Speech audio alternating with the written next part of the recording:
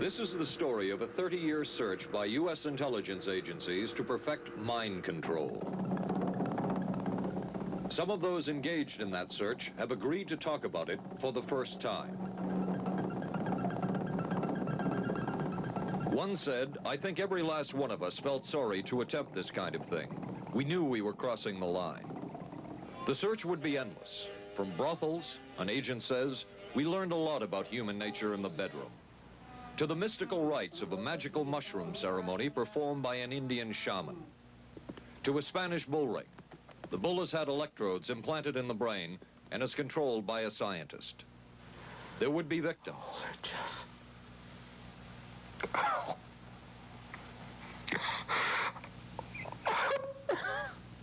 One intelligence agency tried to peel this man's mind back to reveal its deepest secrets. I'll live through it. I'll live through it. This man worked on some of these programs. He would write of his work, "It was fun, fun, fun." This is the story of the search for mind control. ABC News Close-Up, Mission Mind Control. With ABC News correspondent Paul Altmaier. 1217, now boarding at gate. Mark? Anne. It's been ages. Can I buy you? Allow me. 2 Michelob Lights. Michelob makes a light beer? Perfect. The good taste of Michelob Light. Don't just compare it to other light beers. Compare it to your regular beer. It's that good. You always did go first class. Your ticket to San Francisco. Thank you. San Francisco? You too? Good taste runs in the family. Mrs. Cooper, I need help. Oh. With all these different dog foods, I don't know what kind to feed him. Dry, soft. Honey, it's not the form, it's the formula. Those are for any dog, young, old, whatever. But Cycle 2 dog food is especially for dogs ages 1 to 7, like mine. The Cycle 2 formula has just what dogs in their active years need to help stay healthy. And happy. With Cycle, I know what to feed him. Now get Cycle 2 in 25-pound bags. We are not professing to tell you the complete story of these activities. We are professing to tell you the complete story that we know. Right. But these records that we've uncovered don't tell the story. They tell pieces of it. This is a story that has been told in bits and pieces. This is an attempt to pull most of it together. We know we don't have the full story. We do, however, have some striking new revelations and insights. The story begins here, just off the nation's front yard, the Mall. The buildings behind me were the headquarters for the World War II Office of Strategic Services. It was here that the first halting steps toward mind control began. The shaper and molder of OSS was General Wild Bill Donovan. He said of his group's work, "We may have made mistakes, but we were not afraid to try things that were never done before." In this anything-goes atmosphere, Donovan appointed this man, Stanley Lovell, a Boston industrialist, to break new ground in many scientific and technical fields. Donovan called Lovell his Dr. Moriarty, after the fiendish professor in Sherlock Holmes. Lovell liked the name and posed for this Saturday Evening Post photo. He later wrote of his OSS job that it was, quote, to stimulate the PEC's bad boy beneath the surface of every American scientist and to say to him, throw all of your normal law-abiding concepts out of the window. Here's a chance to raise merry hell. It was in this atmosphere that the search for mind control began. This bizarre man would be an active participant in that search over the next 2 decades. His name is George White, an OSS captain who had formerly been with the Bureau of Narcotics. In his diary, seen here publicly for the first time, White left a legacy of the darker side of American intelligence work. He received his early OSS training at the British-run school at Oshawa, Canada, the same school where Ian Fleming, the creator of James Bond, was trained. White referred to the school in his diaries as the Oshawa School of Mayhem and Murder. Mike Burke, former OSS colleague of White's and now president of Madison Square Garden Center. Very compelling fellow, mysterious fellow, almost mystical fellow. He was fascinating because you knew something about him, but not enough about him to really get a fix on him. He also knew a great deal about the swifter elements of society, the gamier side of life. And he was very impressive in his technical knowledge of the underworld, so to speak. He said, one of our men gets beat up. He says, you have to act real fast and teach these guys a lesson. Charles Siragusa, a former narcotics officer and friend of White's. He'll come around, he says, and break your kneecaps. And with that, one guy laughed, and George would always have a little Billy with him. And this one guy saw us naked. George White turned around and whapped him across the neck with it. Then he picked up a pool stick and started beating everybody up. He made his point. And he made his point. George White was not a man of understatement or subtleties. His boss at OSS, Stanley Lovell, referred to him as deadly and dedicated. In this note from White's diaries, it says, call Lovell regarding TD. TD was a rather transparent cover for Truth Drug. George White worked with the Truth Drug Committee here at St. Elizabeth's Hospital in the nation's capital. They experimented with mescaline, scopolamine, and marijuana on unwitting victims. The committee soon learned there was no easy panacea, no truth drug at this stage. But White and later colleagues would not stop trying. The goal remained the same. As this 1952 CIA memo says, the aim is controlling an individual to the point where he will do our bidding against his will, and even against such fundamental laws of nature as self-preservation. But it was a discovery here in Basel, Switzerland, at Sandoz Laboratories by Dr. Albert Hoffman, that led the intelligence agencies of America to believe that they had found the panacea.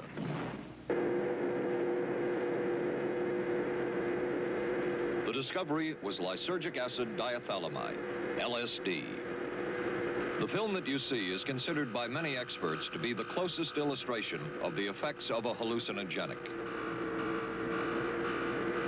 It was one of the first times that anybody had run into a powerful drug that was different than anything else that they knew anything about. John Gittinger, recently retired chief psychologist for the CIA.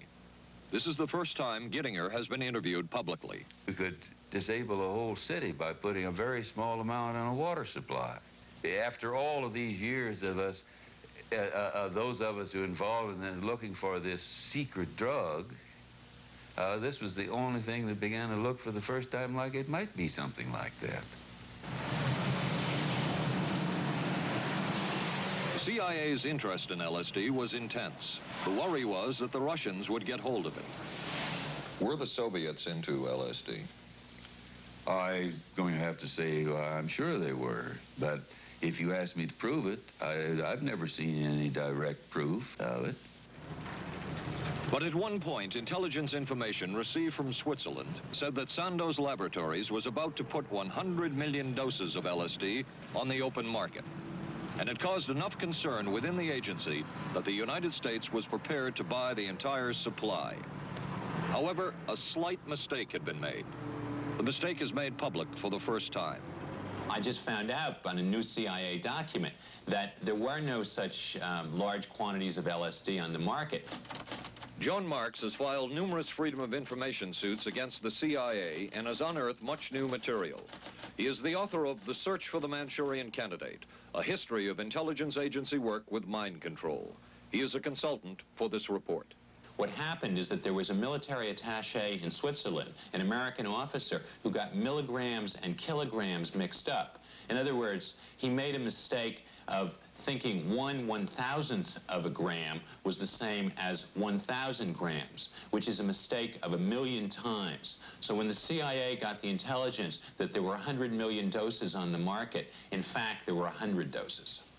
The man who would oversee the CIA's research into drugs and most of the agency's behavior programs is this man, Dr. Sidney Gottlieb, a chemist. Dr. Gottlieb declined ABC News' request for an interview. In their never-ending search for the miracle weapon, CIA operatives searched here in the remote mountain areas of southern Mexico for what up to then had been considered a myth, magic mushrooms. They used this man, a part-time chemist for the CIA, to dupe this man, a vice president of a bank, and an amateur mycologist or mushroom expert to try to get to the magic mushrooms and turn them into a drug. But it would be the amateur, R. Gordon Wasson and his colleagues, who would win the race and develop the drug psilocybin from the magic mushrooms. We went into the Mazatec area, far from the highways, remote from Mexico City. There we found that rotten bagasse, as it's called, bagasso, covered with mushrooms. These mushrooms I didn't know, had never seen. They were the sacred mushrooms. Wasson would also discover and record the ancient mystical rites of the mushrooms from a local shaman or magical priestess, Maria Sabina. And we were seeing incredible sights. They would go slowly or they would go fast as I ordained. All your senses are rendered acute. We say that you see visions, you see hallucinations, but that doesn't begin to tell the story. The hallucinations are only part of it. You hear sounds, you smell things. The night was thrilling. Word of Wasson's discovery reached the CIA quickly.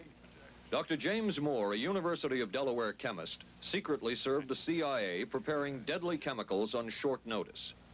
Moore was instructed to get close to Wasson and accompany him on another trip to Mexico to get the magic mushrooms.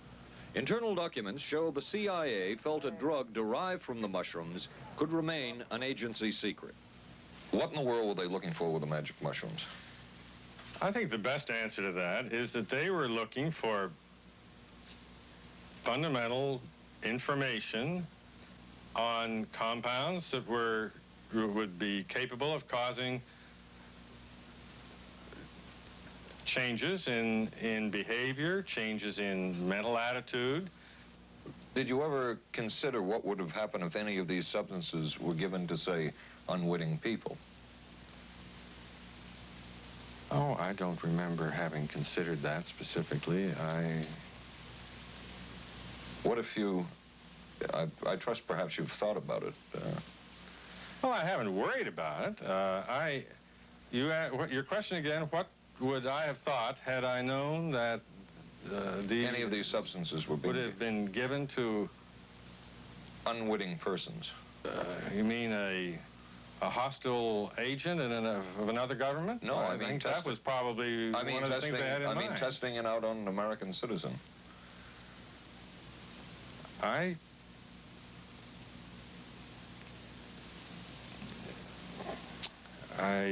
guess I must seem very, very cold-blooded about this, but I don't recall ever having been very much preoccupied with that issue. But many drugs were tested in this way. A decision was made at the highest levels of the CIA to do testing on unwitting Americans. As one CIA document says, such testing would be operationally realistic. A former CIA official who worked on these programs describes for the first time how the decision was made. He did not wish to be filmed or recorded. Thus his remarks are read by someone else. I think every last one of us felt sorry to attempt this kind of thing. We knew we were crossing a line. Every decent kid knows he shouldn't steal, but he does it sometimes. We knew damn well we didn't want anyone else to know what we were doing. The decision was made to do testing on unwitting victims. It was decided they should be on the fringes of society because they were most vulnerable. It was the borderline underworld, prostitutes, drug addicts, and other small-timers who would be powerless to seek any kind of revenge in case they found out. And as their predecessors had a decade earlier, the CIA turned to George White for help. White was now a high-ranking narcotics official, and by this time, the stories about George White were legendary. So the waiter says, "May I help you, monsieur?" And George White was busy talking with me. He paid no attention to the waiter, so the waiter tapped him on the shoulder, says, "May I help you, monsieur?" George White turned around, whipped his gun out, and stuck it in the guy's face like this in this crowded restaurant. George White did not mind bending the law, and he knew the street well. He was the ideal choice for what the CIA had in mind. We were Ivy League, white, middle class. We were naive, totally naive about this, and he felt pretty expert. He knew the whores, the pimps, the people who brought in the drugs. White set up so-called safe houses for the CIA in New York, here in Greenwich Village, and later in San Francisco, in this hotel, and in an apartment atop Telegraph Hill with a commanding view of San Francisco Bay. While the existence of these safe houses was disclosed last year, details of what took place within them has not been told. A former CIA official who worked in the safe houses reveals that they were used not only for drug testing, but to study sexual behavior and how it could be used to manipulate people. We did quite a study of prostitutes and their behavior. How do you take a woman who is willing to use her body to get money out of a guy to get him to talk about things which are much more important, like state secrets? We learned a lot about human nature in the bedroom. We started to pick up knowledge that could be used in operations. There would be victims in all of this, but as the agency knew, they couldn't fight back. Some entries from George White's diaries. Clarice gets horrors. Janet, sky high. As one agency memo says, we have no answer to the moral question. The safe houses were not the only testing grounds. Millions of dollars would be spent on LSD research at universities throughout the country. And word would begin to spread on campus about this so-called mind-blowing drug. And suddenly, there was the counterculture of the 60s. I give the CIA a total credit for sponsoring and initiating the entire consciousness movement, counterculture events of the 1960s. Dr. Timothy Leary, the 1960s Johnny Appleseed of LSD. The CIA funded and supported and encouraged hundreds of young psychiatrists to experiment with this drug.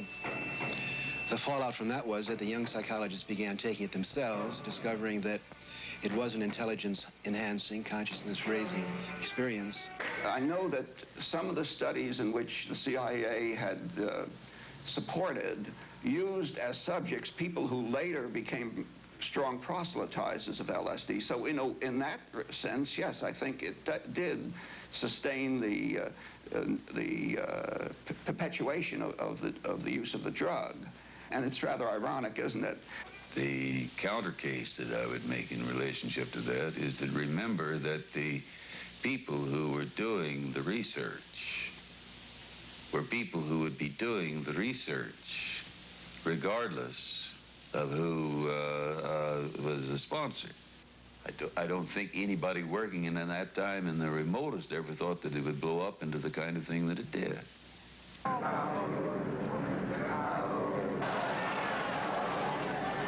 History will judge the role of the CIA and other intelligence agencies in unwittingly contributing to the counterculture of the 60s through their intense interest in LSD and other hallucinogenics. But for the moment, at least, the argument can be made that the CIA helped usher in the age of Aquarius.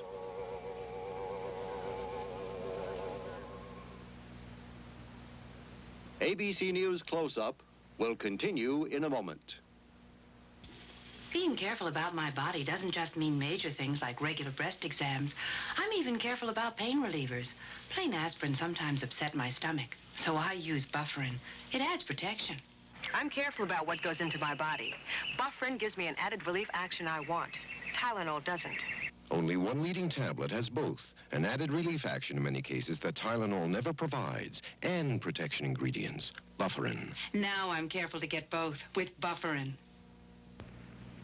Your sink trap's clogged with grease. Use Crystal Drano. I'll pour in liquid plumber. Don't. It may not work on that grease clog. No? Crystal Drano will. Look, liquid plumber's quiet. It's not melting that grease. But Drano is. It broke through. Will Drano hurt metal pipes? No. So liquid plumber didn't break that grease clog. I'm switching to Drano. To make clogs go, better use Drano. Saturday, live on ABC. The Forest Hills Men's Invitational from the legendary West Side Tennis Club. Then live, third round coverage of the most prestigious ladies golf event. Hollis Stacey goes for her third straight U.S. Women's Open title. And red-hot Nancy Lopez shoots for her elusive first Open victory. And on ABC's Wide World of Sports, rodeo excitement from the Wild West, plus high speeds, high thrills, hydroplane action, championship tennis, golf, and ABC's Wide World of Sports, Saturday.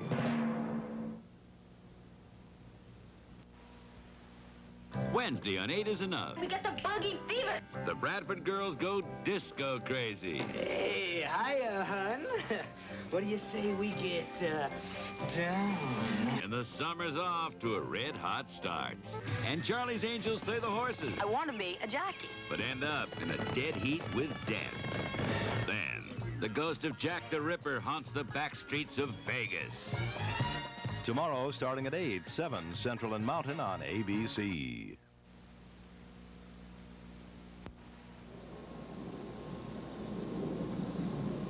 Covering a span of history such as we are in this report, one can get sidetracked by the so-called glamour and mystery of espionage work or by the exotic qualities of some drugs. But what you can't lose sight of is what all of this would mean in terms of individual human beings. There would be deaths. There would be long-lasting and harmful effects.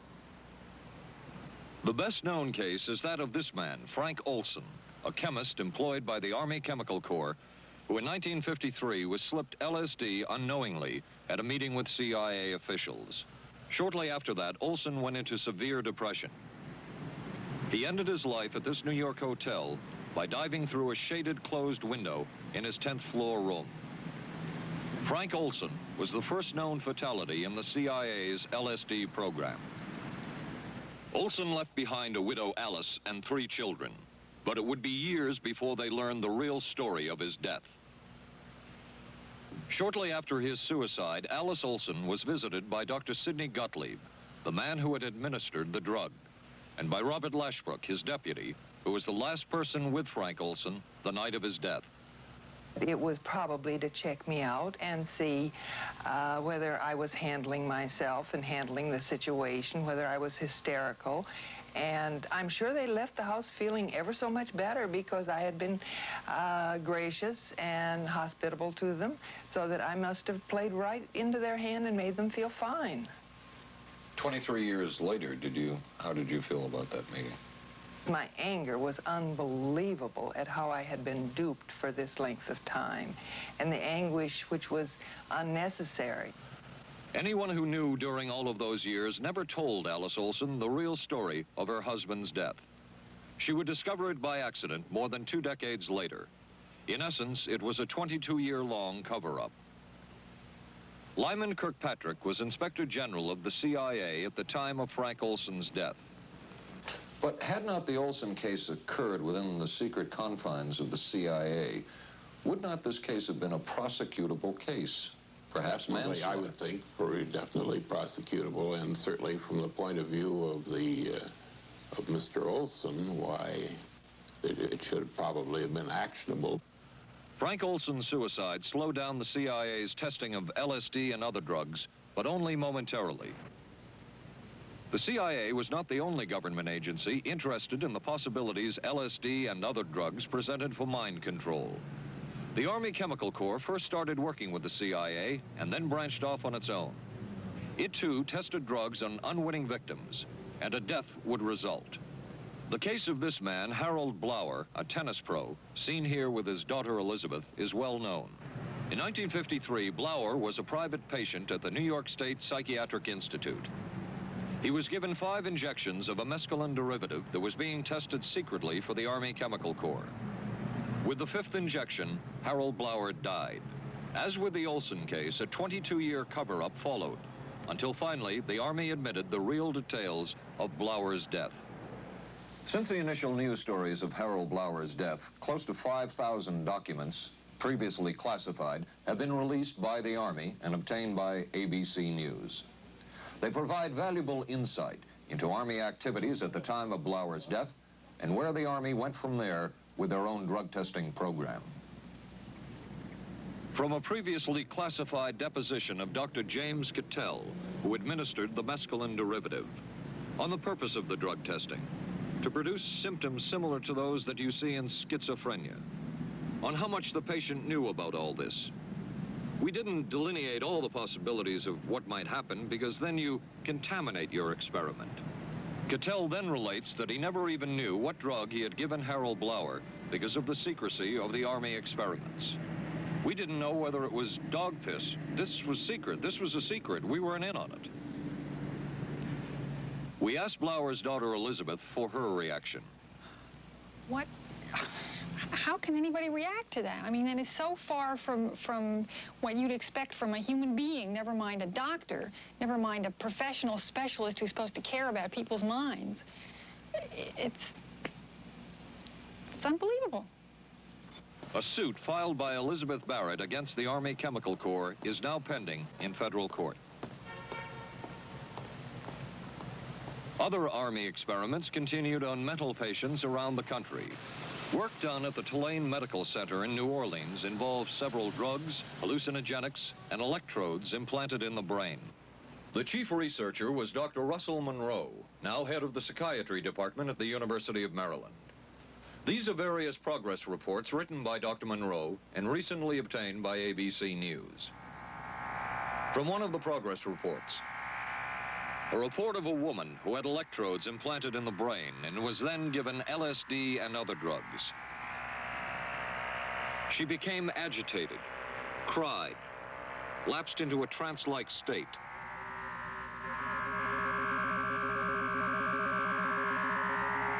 Felt as if she were about to have a convulsion, experienced waves of darkness and light, had bizarre sensations in her neck and legs, said somebody was trying to manipulate her body. At this point, Dr. Monroe wrote that the woman was obviously having paranoid ideas. As a layperson, perhaps you can enlighten me.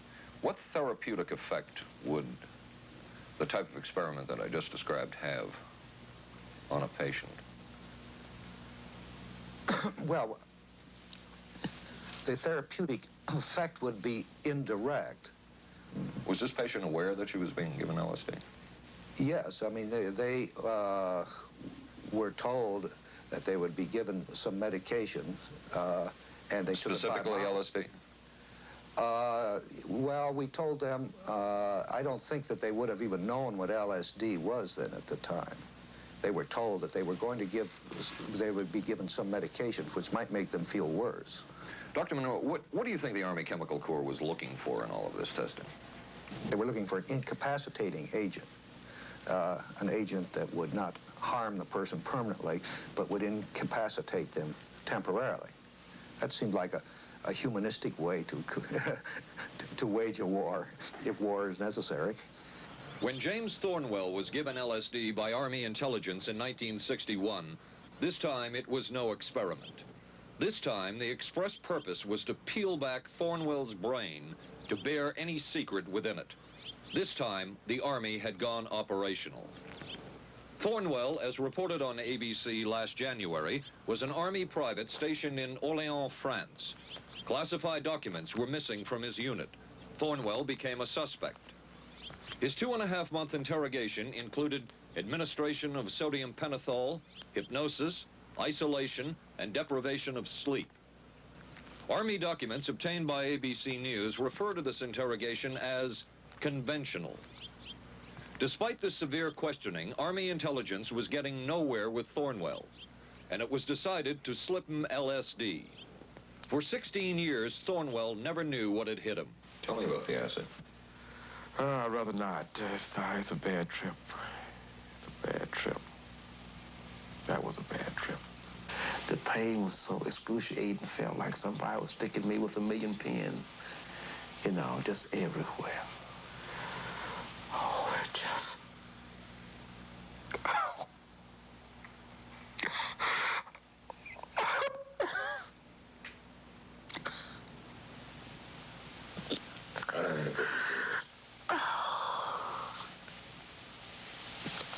You want to stop for a minute?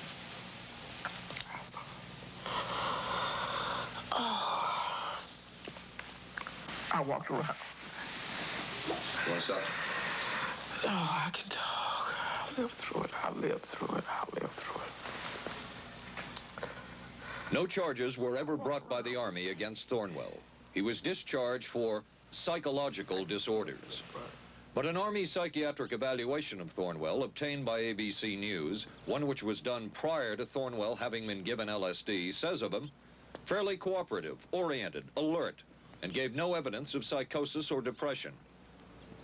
From the Army's point of view, this type of LSD interrogation was a success. Other documents refer to the exploitability of interrogation subjects, cracking them, keeping them off balance mentally, and providing an economical, speedy, and productive aid to interrogation. From James Thornwell's point of view, it was no success. Thornwell still has serious problems. He's run through 2 marriages. He maintains he can't hold a job, can't concentrate, has nightmares, and feels socially and emotionally isolated. Last fall, Thornwell filed suit against the government in federal court. In a moment, we will examine the closest experimentation to brainwashing that we have uncovered.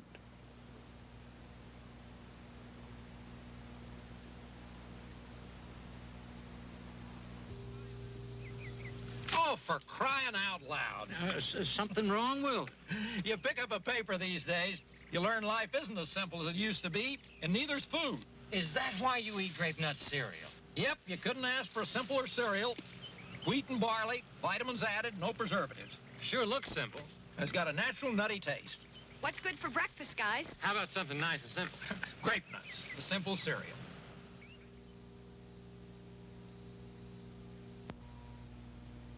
Maxwell House's coffee you can count on. Maxwell House. Good to the last drop. Maxwell House is good every time. Maxwell House is good coffee. Good to the last drop. Maxwell House. Maxwell House. Coffee you can count on. Always smells good. Always tastes good. Always good to the last drop. Maxwell House is Good news. good to the last drop. Maxwell House. ABC News Close-Up will continue in a moment. Special baseball. The Yankees take on the Angels Friday night on ABC. This is a heavy-duty stick-up, and this is a good place for it. New heavy-duty stick-ups from Airwick for small places with big odors. This is David Shoemaker in the news at this hour. District police have charged a young Northeast woman with the weekend kidnapping of that day-old baby. Sources say the woman was pregnant and afraid she'd lost her own child in the accident, and that's what motivated the kidnapping. 'Twas the night before Skylab, and we'll have the latest on its fate and ours. Testimony before Congress today on battered wives. Some of the victims are battered wives. A rock and roll star put on probation for income tax evasion. The condition is he must put on 1,000 hours of concerts for charities. And we'll be talking with a local teenager who won a gold medal at the Pan Am Games. Join us at 11. Reach for the sun. Hello, sunshine. Reach for the sun. Hello, sunshine. Hello, Mountain Dew. Nothing else tastes or feels quite like Mountain Dew, or goes down as smooth like a soft breeze on a lazy afternoon. Reach for the sun. Reach for Mountain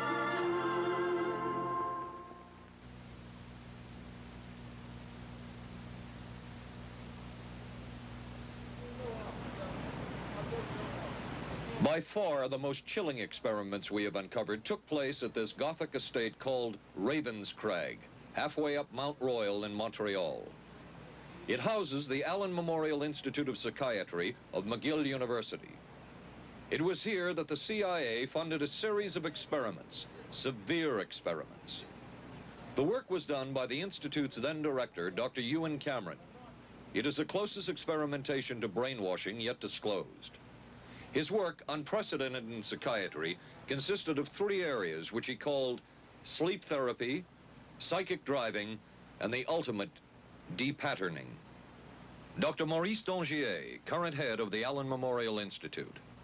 In his psychic driving, so-called type of therapy, he would give the patient intensive electric treatment in order to make the patient regress deeply, become forgetful, and then he would attempt to implant new ideas in the mind of the patient. Now, to a layman, it would appear that Dr. Cameron was trying to take the slate and wipe it clean, the slate being the mind. In other words, brainwashing. Exactly, that's a very good comparison. Brainwashing. Yes, to lie. Val Orlico of Winnipeg, Canada, the wife of a member of the Canadian Parliament, was a patient of Dr. Cameron's. She entered the Allen Memorial Institute because of severe depression. She describes for the first time publicly the LSD therapy and psychic driving treatment that she was given by Dr. Cameron. And then the drug began to take hold very rapidly because it was an IV injection. And things became very furry and very frightening, and had a lot of sensations that it's very difficult to recall.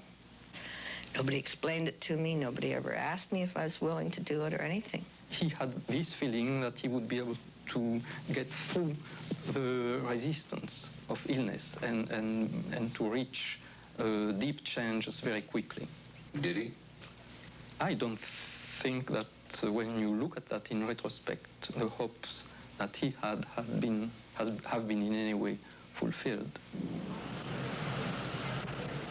But Cameron would plunge on. The next step was what he called psychic driving. This involved almost endless tape-recorded messages and more drugs for the patient. Cameron wrote that this was the way to make direct controlled changes in personality. I thought this was the coldest and most impersonal treatment that anybody could give to anybody in the world. And I became more and more despondent and more angry. I just became so despondent that I thought I can't live like this any longer. And I thought I would just go out and throw myself underneath the cars on McGregor. I stood on the curb of that street and I stood there and I thought, okay, go. Okay, go. And then I thought, what if you're not killed? What if you're just maimed? What if you don't die and you live and you can't even talk anymore? And I couldn't do it. The most severe technique Cameron used was de-patterning. He described it as breaking up the existing patterns of behavior by means of intensive electroshock therapy with prolonged periods of sleep. He carried out these experiments in something he called the sleep rooms. People in there were like babies. They cried and they were very disoriented. And we were very afraid of the sleep room. We used to walk very carefully against the side of the corridor that was opposite the sleep room with our backs to the wall when we'd go by. Cameron used this combined sleep electroshock treatment on patients as long as 30 days. One patient he kept asleep for 65 days. Cameron retired, and his successor, Dr. Robert Cleghorn, ordered a follow-up study on the patients treated with Cameron's de-patterning method. It showed that it was no more beneficial in its result than the use of more conservative methods. But the follow-up study showed that 60% of those who had been de-patterned still had amnesia for periods of anywhere from 6 months to 10 years. That's quite a memory loss, isn't it? That is a memory loss. Indeed it is. It's I think, more than desirable. In retrospect, does Dr. Cameron's experimentation and his treatment appear harsh? I would say yes. I mean, this forceful type of approach that I was describing to you is definitely, it can be said that it's harsh. I wouldn't call it harsh. I would say it was harder on the staff than it was on the patients, because these people had to be fed and they had to be cared for and they had to be given sufficient fluid and food and toileted and so on and so forth. It was a very difficult thing for the staff to follow these patients properly and see that they did well. Well, I'm glad he was concerned for the staff. But damn it all, I wouldn't. I could have maybe had a different kind of life. And that makes me angry and sad, and I don't know how to explain how I feel, really. I just... How did you feel when you learned that Dr. Cameron's experimentation was financed by the CIA? Well, I thought... Oh, I can't even use the word that I thought, because I thought, that bastard. And he was too smart. He knew who he was working for. And, excuse me, but I just, I just can't, sometimes I can't believe it, and yet I know it's true. If you had the opportunity to say something to the people at the Central Intelligence Agency who financed this study, what would you say? I realize the CIA is a very important organization and they have a very important job to do. But God, it surely doesn't have to be done on people who are totally incapable of knowing what's happening or having any defense against it. And I can't imagine the mentality of people who would do this. I just can't. As for Dr. Cameron, he died in 1966 while mountain climbing.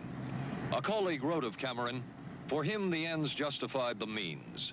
And when one is dealing with the waste of human potential, it is easy to adopt this stance." Dr. Cameron seemed ideally suited for what the CIA had in mind.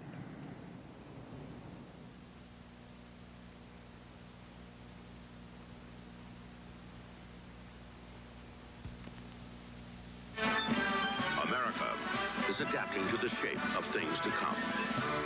Triumph TR7 with 5-speed transmission or optional automatic. Wide steel belted radials, front disc brakes, front end spoiler, rack and pinion steering. Triumph TR7. No other sports car looks like it.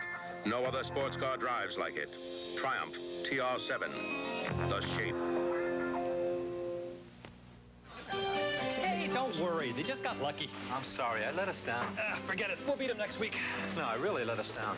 Come on, how about a Michelob Light, huh? Michelob makes a light beer? Sure. The good taste of Michelob Light. Don't just compare it to other light beers. Compare it to your regular beer. It's that good. This Michelob Light is great. Hey, you know what our real problem was today? Yeah, you were terrible. Good taste runs in the family. The many roles I play call for many hairstyles. So I use hot curlers, blow dryers, things that can be brutal to hair. I switched from one conditioner to another looking for help. Then came Alberto VO5 hot oil treatment. It works just like a salon hot oil treatment, but takes less time and money. I just heat a tube, smooth it in, and shampoo.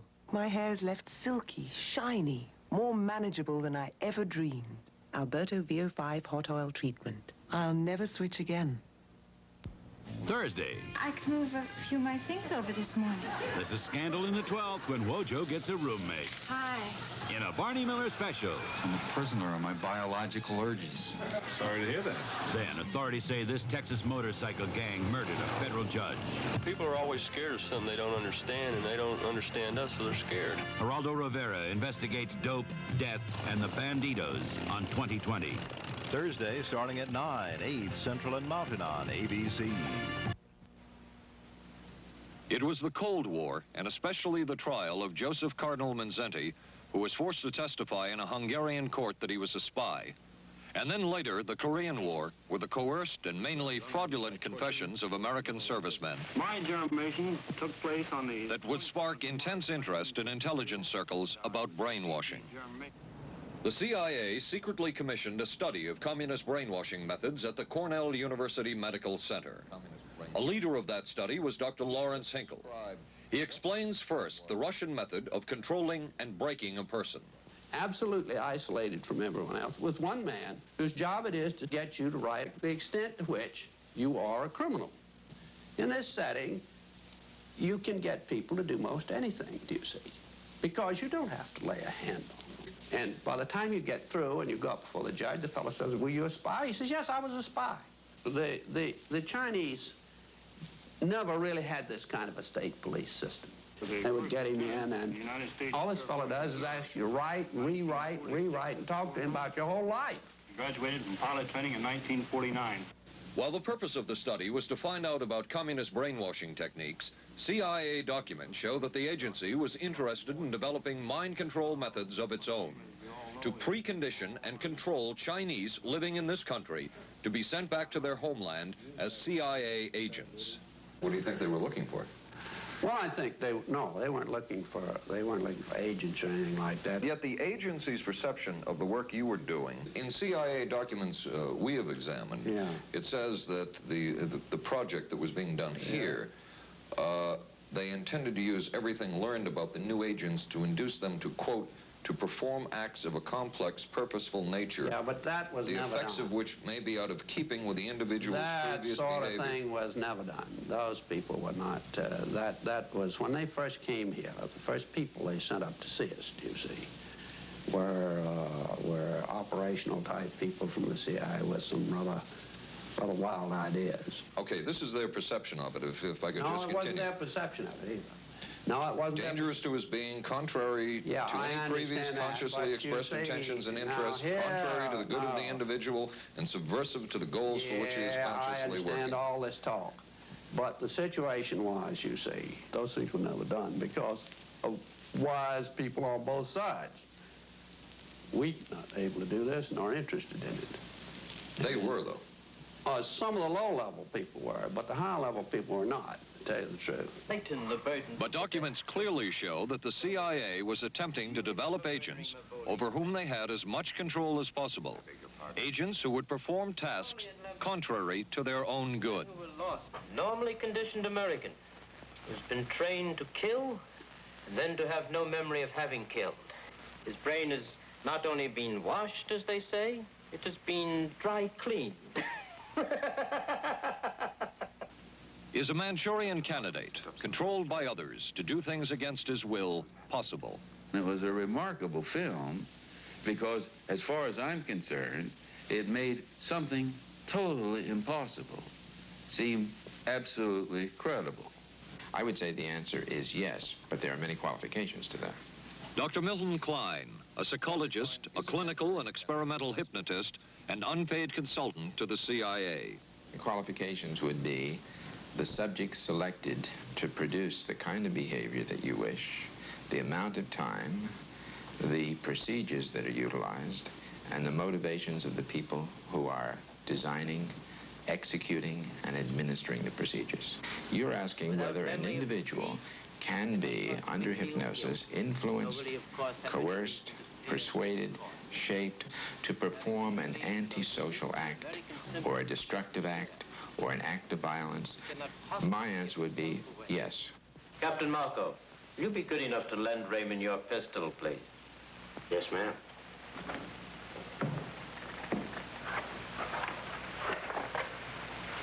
Thanks, Ben. Sure, kid. Shoot Bobby, Raymond. Through the forehead. Yes, ma'am.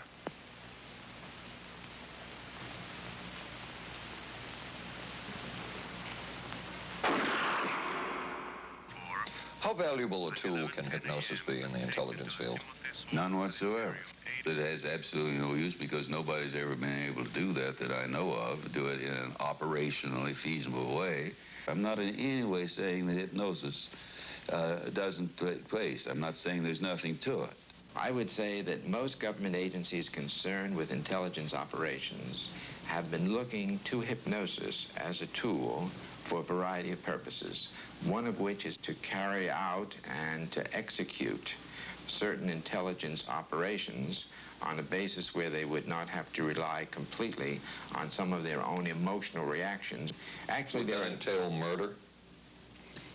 It could, if you consider that an act of killing someone under circumstances of war is murder. I think one has to define what that means. Under circumstances of peace? Under circumstances of peace, it would be murder. Another former CIA agent says that Fidel Castro at one time was considered as a possible target for a Manchurian candidate. Castro was naturally our discussion point. Could you get somebody gung-ho enough that they would go in and get him? But if you have 100% control of a guy, you have 100% dependency. If something happens and you haven't programmed it in, you've got a problem. So in the end, it was decided that a Manchurian candidate was not feasible. But the search for mind control continued. But could the mind be controlled? Perhaps not. But is human behavior predictable? In this area, the CIA did make a significant breakthrough. A personality assessment system designed by the agency's chief psychologist, John Gittinger. It comes close to being able to predict how humans will behave. It's really a descriptive system, an attempt to try to describe personality in a relatively systematic way so that hopefully you can get some kind of an idea to predict what the behavior between different kinds of individuals. Gittinger's system had many uses in intelligence work. One was to draw personality portraits of world leaders. Using Gittinger's system, the agency concluded the Shah of Iran is a brilliant but dangerous megalomaniac whose basic problems resulted from an overbearing father. And there were other applications. Your assessment staff played a key role in helping other governments pick their police intelligence agencies, including, we've learned, the Korean CIA, Uruguayan National Police. Can you tell us about this? No. Author John Marks. The former #2 CIA man in Uruguay told me how in 1966, John Gittinger and an assistant traveled down to Uruguay and gave the tests in order to select members of the Uruguayan intelligence service. A psychologist who used to work for the CIA told me in 1961 he personally traveled to South Korea as part of an American CIA effort to set up the Korean CIA and to give the personality tests to candidates for the Korean CIA to choose the best man for their secret police. But one of the basic functions of Gittinger's system was finding the vulnerabilities of an agent, a double agent, or a potential agent. In its applicability to intelligence work, isn't the PAS system looking for a person's soft spot? Well, of course, the answer to that is yes, but I hasten to say soft spot. This is what I consider a negative word. Of the hundreds of behavioral projects undertaken by the CIA, Gittinger's appears to have been one of the more successful and more conventional. Other experiments were not as conventional. Neurophysicist Dr. Jose Delgado was financed by the Office of Naval Research. In this experiment, the bull is sedated. Electrodes are implanted in its brain. Delgado transmits an electronic impulse to the center of the bull's brain. Delgado has remote control of the animal. Recently released CIA documents refer to the feasibility of remote control of animals and that special investigations will be conducted toward the application of selected elements of these techniques to man. Other areas were examined through the 60s and 70s. Brain surgery, psychosurgery, creation of amnesia, parapsychology, manipulation of genes. Even though past and present CIA officials have indicated this kind of work ended in 1963. Whole truth, nothing but... And one of those who took part in these programs. Thank you, sir. In 1977, a Senate subcommittee heard testimony from many of them, but the testimony was not that revealing. According to one of them, they agreed amongst themselves to keep the inquiry within bounds that would satisfy the committee. Former narcotics officer Charles Siragusa says that he was asked to limit his testimony by the man he reported to at the CIA. He wanted me not to say anything. To perjure yourself. That's right. Well, either that, I'd have to perjure myself or take the Fifth Amendment. And I'm not about to take the Fifth Amendment for anybody. Okay. Former CIA chemist Robert Lashbrook testified he had no first-hand knowledge of the agency-run safe houses when, in fact, he supervised one of them. There was very little. And according to George White's diaries, was at a safe house when White conducted what he called an LSD surprise experiment. Dr. Sidney Gottlieb, whom we recently filmed near his California home, oversaw many of the CIA behavioral programs. He retired in 1973 and destroyed the records of this work. In sort of a valedictory letter, Dr. Gottlieb wrote that he and his colleagues had been able to maintain contact with the leading edge of developments in the field of biological and chemical control of human behavior. Dr. Gottlieb also testified before the Senate subcommittee, but from an anteroom where he could not be filmed because of what his lawyer termed health and cardiac problems. Dr. Gottlieb declined ABC News' request for an interview. And what of George White, the man who helped the agency in so many of its programs? He would retire here to Stinson Beach, California.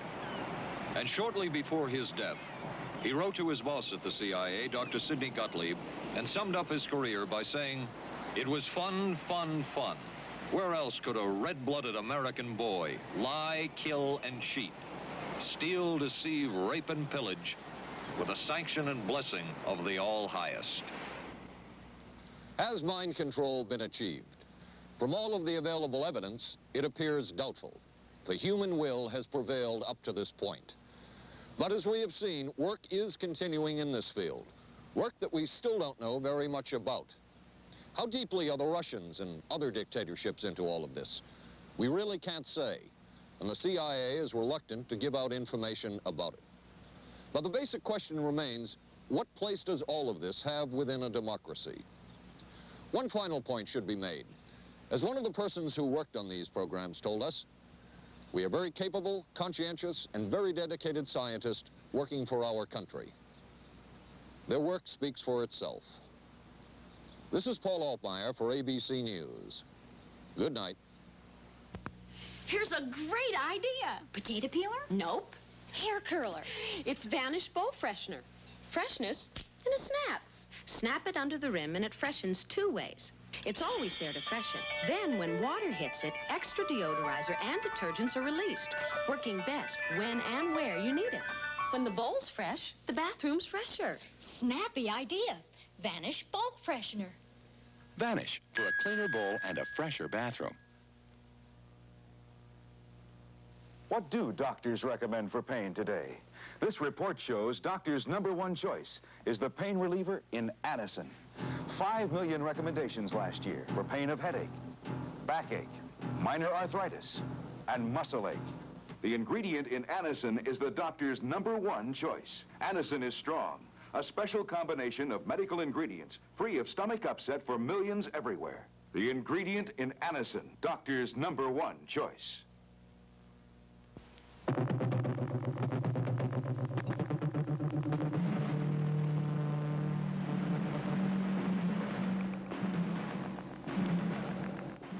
Stay tuned for local news next. Then live from the Johnson Space Center in Houston, ABC News will track the approach of Skylab as it nears re-entry. Skylab, the final hours. Right after Twiggy and Dirk Benedict of Battlestar Galactica star in I Want Her Dead on the Tuesday Movie of the Week tonight on ABC.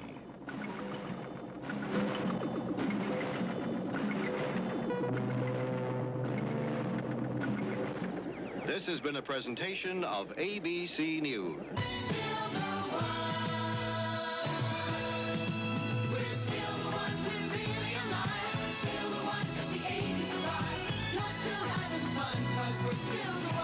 Still the one, ABC.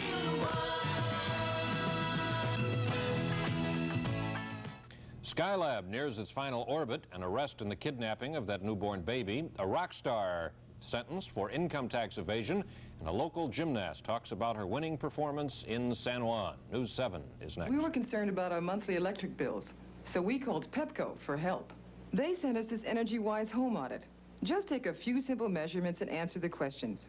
Then mail them back to Pepco. Then Pepco will, free of charge, analyze your home's energy use and send you back a list of recommended changes to help you save money on your bills. Write today for Pepco's Energy-Wise Home Audit